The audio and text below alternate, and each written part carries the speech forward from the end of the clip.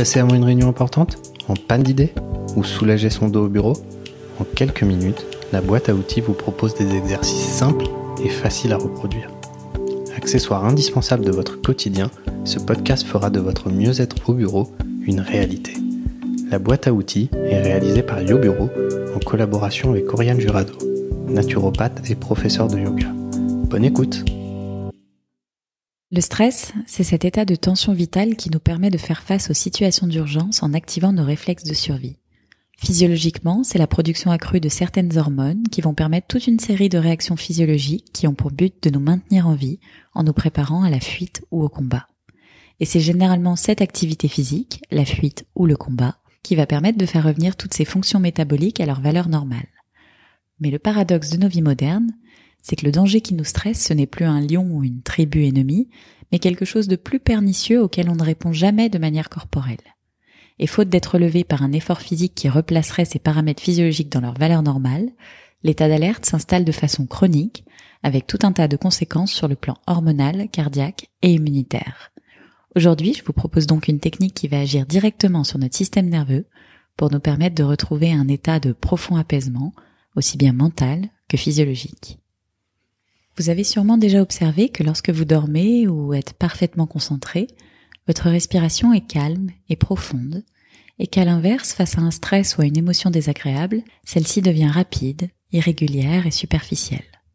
Là où ça devient intéressant, c'est que la respiration, c'est la seule fonction du système nerveux autonome, c'est-à-dire le système nerveux qui régule les fonctions vitales sans qu'on ait à faire quoi que ce soit, la seule fonction de ce système qui puisse aussi être contrôlée par la volonté.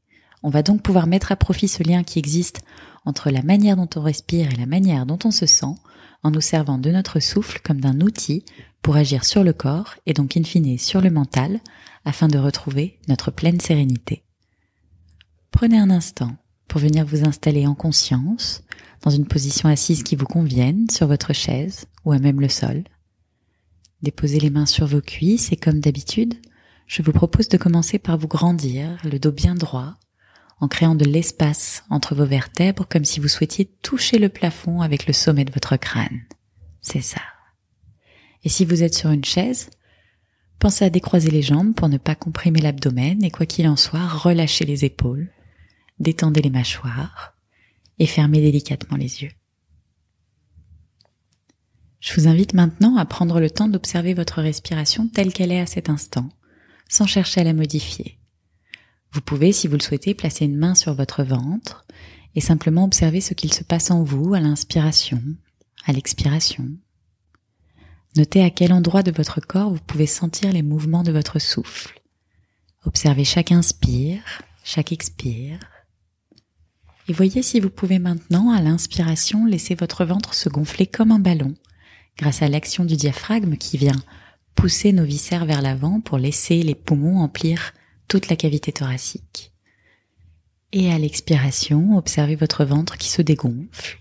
Allez véritablement au bout de l'expiration en essayant de boutonner le nombril à la colonne vertébrale. Très bien. Et à nouveau, inspirez et expirez. Et petit à petit, peut-être pouvez-vous allonger un petit peu le temps de l'inspire, le temps de l'expire. Inspirez profondément, expirez complètement. Restez présent au mouvement du souffle, pas une inspiration ne se passe sans que vous en ayez conscience. J'inspire, je sais que j'inspire, j'expire, je sais que j'expire. Et on va essayer d'inspirer et d'expirer de manière harmonieuse sur 5 secondes. Inspirez, 2, 3, 4, 5.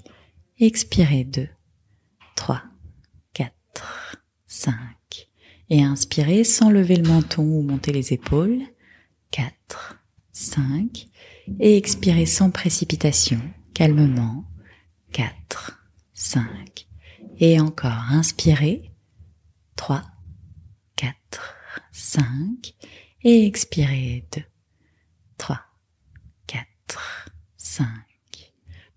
Quand on respire ainsi, en inspirant sur 5 et en expirant sur 5 pendant 5 minutes consécutives, on synchronise rythme cardiaque et rythme respiratoire sur une même fréquence et on entre dans un état dit de cohérence cardiaque durant lequel notre taux de cortisol baisse, notre tension artérielle se stabilise et nos taux d'ocytocine et d'onde d'alpha augmentent, instaurant un sentiment de sécurité et favorisant une meilleure communication.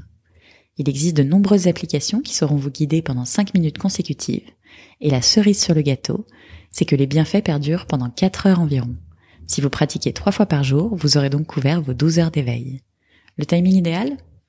Une première fois au lever, au moment où la sécrétion de cortisol est la plus importante, une deuxième fois dans la matinée pour atténuer les effets des événements survenus et favoriser une bonne digestion, et une dernière fois en fin d'après-midi pour préparer une soirée calme et une meilleure nuit. D'ici quelques semaines, vous verrez, vous serez connu de tous comme le maître zen du bureau. À bientôt. On espère que ces quelques minutes vous auront détendu et que vous repartez boosté pour le reste de la journée. N'hésitez pas à partager, laisser un commentaire et mettre 5 étoiles. Merci à Oriane pour cet épisode. À bientôt.